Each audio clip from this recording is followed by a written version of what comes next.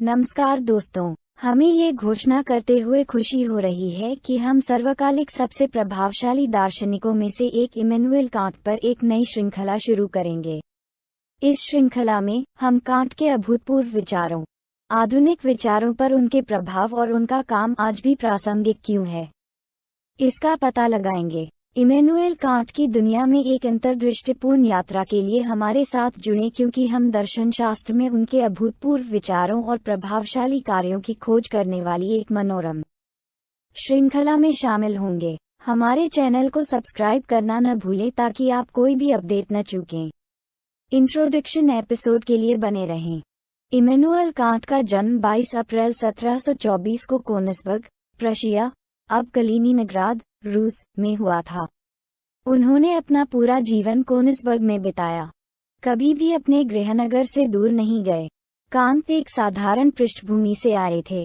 उनके पिता एक काठी निर्माता थे और उनके माता पिता ने उनमें एक मजबूत कार्यनीति और शिक्षा के प्रति प्रतिबद्धता पैदा की।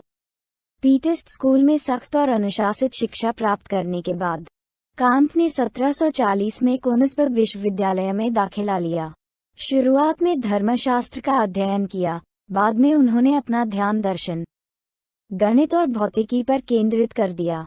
वित्तीय कठिनाइयों का सामना करने के बावजूद कांट ने अकादमिक रूप से उत्कृष्ट प्रदर्शन किया और अंततः 1755 में डॉक्टरेट की डिग्री हासिल की।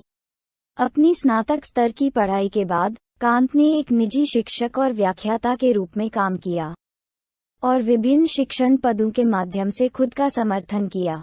1770 में उन्हें कोनिग्सबर्ग विश्वविद्यालय में तर्क और तत्वमीमांसा के पूर्ण प्रोफेसर के रूप में नियुक्त किया गया। इस पद पर वे जीवन भर बने रहे।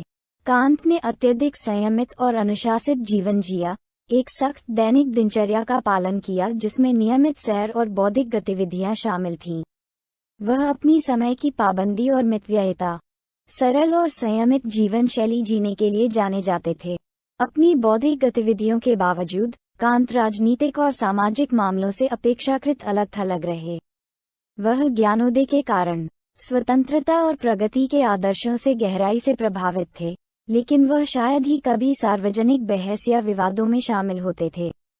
कांट के बाद के वर्षों में स्वास्थ्य में गिरावट दर्ज की गई, जिसमें स्ट्रोक की एक श्रृंखला भी शामिल थी जिसने उन्हें लगातार कमजोर बना दिया था। उन्होंने क्रिटिक ऑफ जजमेंट और मेटाफिजिक्स ऑफ मोरल्स सहित अपने कुछ सबसे महत्वपूर्ण कार्यों को पूरा करते हुए प्रचुर मात्रा में लिखना और प्रकाशित करना जारी रखा। 12 फरवरी 1804 को 79 वर्ष की आयु में इमैनुएल कांट का निधन हो गया। कोनिग्सबर्ग में अपने साधारण जीवन के बावजूद उनके विचारों ने पश्चिमी दर्शन में क्रांति ला दी और एक स्थायी विरासत छोड़ी जो आज भी बौद्धिक प्रवचन को आकार दे रही है। यहाँ इमैनुएल कांट के कार्यों की एक विस्तृत सूची दी गई है। 1. जीवित शक्तियों के सही आकलन पर विचार 1747। 2. सामान्य प्राकृतिक इतिहास और स्वर्ग का सिद्धांत 1755। 3. संवेदनशील और समझदार दुनिया के स्वरूप और सिद्धांतों पर निबंध 1770। 4.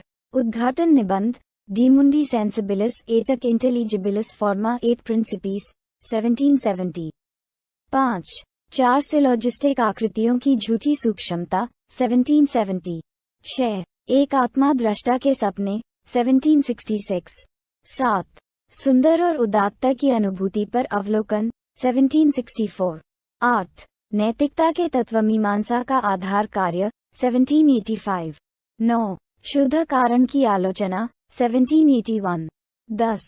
Prolegomena to any future metaphysics 1783। 11. व्यवहारिक तर्क की आलोचना 1788। 12. निर्णय की आलोचना 1790। 13. नंगे तर्क की सीमा के भीतर धर्म 1793। 14. व्यवहारिक दृष्टिकोण से मानव विज्ञान 1798। 15. नैतिकता का तत्वमीमांसा 1797। 16. सतत शांति 1795। 17. संकायों का संघर्ष 1798। 18. संकायों की प्रतियोगिता 1798। 19. आम कहावत पर, ये सिद्धांत में सच हो सकता है, लेकिन यह व्यवहार में लागू नहीं होता है। 1793। 20 सुंदर और उदात्तता की अनुभूति पर अवलोकन। 1764। 21 नैतिकता के तत्वमीमांसा तत्व। 1780।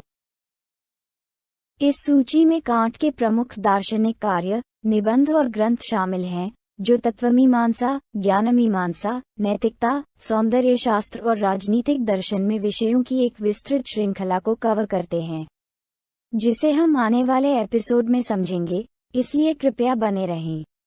यदि आप हमारी मेहनत की सराहना करते हैं तो कृपया इस पोस्ट को लाइक और शेयर करें, और हमारे चैनल को सब्सक्राइब करें। धन्यवाद।